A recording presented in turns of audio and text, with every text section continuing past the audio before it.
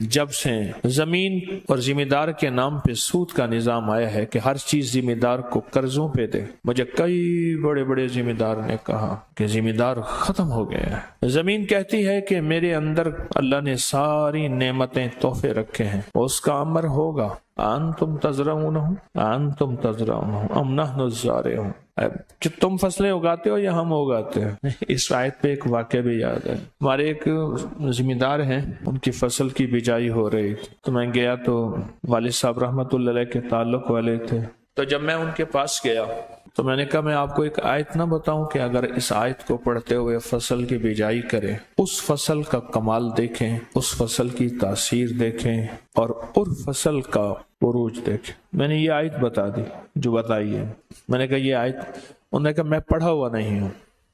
ایک صاحب کو بلایا، وہ پڑھے ہوئے ہیں، انہوں نے لکھ لیا یہ آیت۔ کہاں ہے اس آیت قرآن میں؟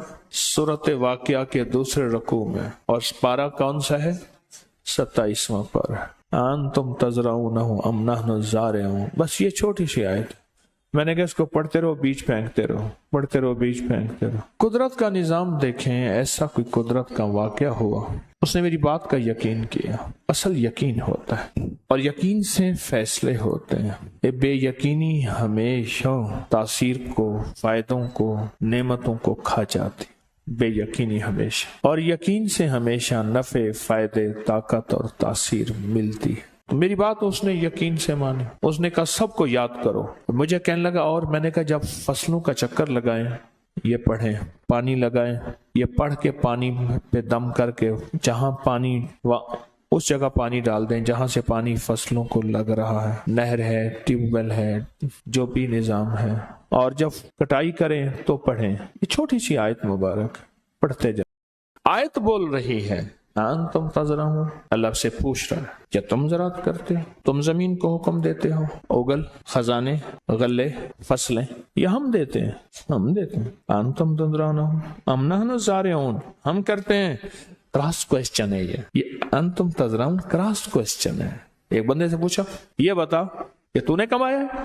ہم کماتے ہیں اور تو صرف کھاتا ہے۔ اللہ نے زمین کا سارا علم اپنے علم میں رکھا ہے، سارا نظام پوشیدہ اپنے علم میں رکھا ہے، سارا نظام پوشیدہ اپنے علم میں رکھا ہے، سارا نظام اپنے علم میں رکھا ہے کہ میرا علم کامل ہے، میں جس وقت چاہوں گا اپنے علم کو کمال تک پہنچاؤں گا، بندے کو دے دوں گا، اور جس سے چاہوں گا اپنے علم کو چھین لوں گا، اپنے علم کو